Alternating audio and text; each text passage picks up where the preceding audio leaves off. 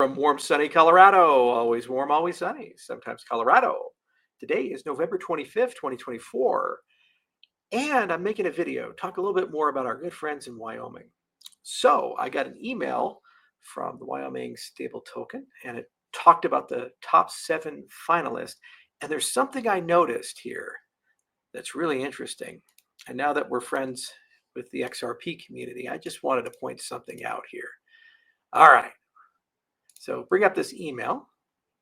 Hello, the Wyoming Stablecoin Commission has initiated its procurement process for the Wyoming Stable Token, WYST, and is expected to launch in 2025 as the first fiat-backed and fully reserved stable token issued by a public entity in the United States. The Commission intends to engage qualified third-party vendors to facilitate the development, deployment, and management of WYST and the underlying reserves. And it says we're going to have a request for qualification for those vendors. But here are the blockchain networks. The following the efforts of our blockchain selection working group in a very opaque way, may I add. The following networks are determined to be in scope for the initial deployment of the Wyoming stablecoin. Solana, Avalanche, okay. Sui, Stellar, and Ethereum, inclusive of the layer 2 networks like Polygon, Arbitrum, Base, and Optimism. So let me get this straight.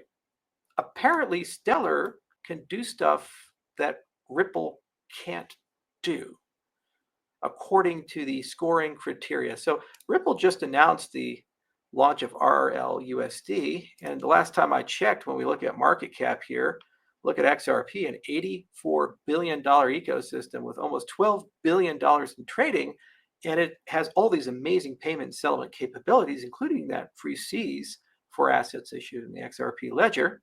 Cardano was also excluded. It's $34 billion market cap, $3.2 billion in turnaround. But Stellar, a variant of the protocol, was selected. Signed, Anthony Apollo, the executive director, former Consensus employee who also worked in the Polygon ecosystem. It's almost as if Consensus doesn't get along so well with Ripple, isn't it?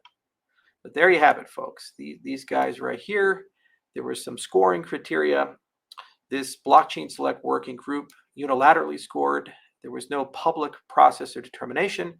Typically, what you do when you do these things is that you publish with a period of time what you want, your functional product requirements, so what it has to do, and your non-functional, how it has to perform. Okay. Then you say anybody who wants to qualify for an ecosystem, build a proof of concept and demonstrate that the proof of concept satisfies that. So I'm really curious how Stellar has apparently more capabilities than Ripple. And in what way in these two ecosystems for the purpose of launching a stablecoin? Ripple just launched one. It seems to satisfy all those requirements, but they were excluded. An $84 billion ecosystem that's been around even longer than Cardano, as was Cardano. Algorand was also excluded. Tezos was also excluded. Aptos was also excluded. Dozens and dozens and dozens of viable, interesting ecosystems were excluded, not even given a chance to try to build a proof of concept to demonstrate that they were capable of that. The former Consensus employee, executive director, made that decision. So there you have it, XRP community. Cardano and XRP are a lot closer these days, and I'm starting to really come around on a lot of the stuff that you guys have been talking about. This one smells the high hell. It does, doesn't it? So as I mentioned in the prior video, we'll get it sorted and cleaned up, but it's kind of a shame because we all need counterbalances to Circle and Tether, and it seems like this is just an extension of that beautiful Circle ecosystem that's coming out. One of the commissioners used to work for Circle. I believe she was the general counsel. Sui just announced Circle support. In fact, I think all those chains that were announced were all Circle chains, every single one of them.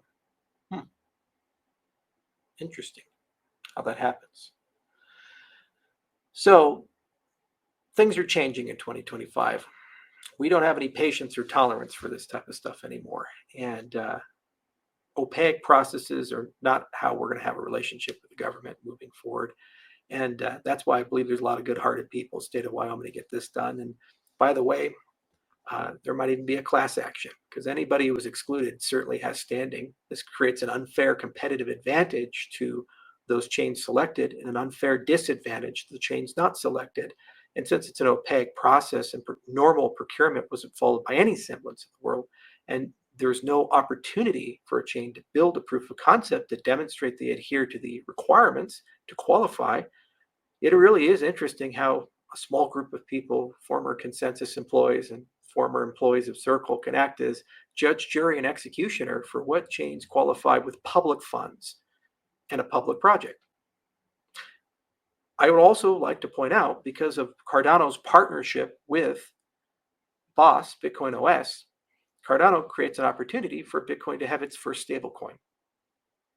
This commission decided under these criteria to exclude Bitcoin, the largest cryptocurrency by far, and the only one the current president, who's coming into power, Trump, is considering starting a strategic reserve for.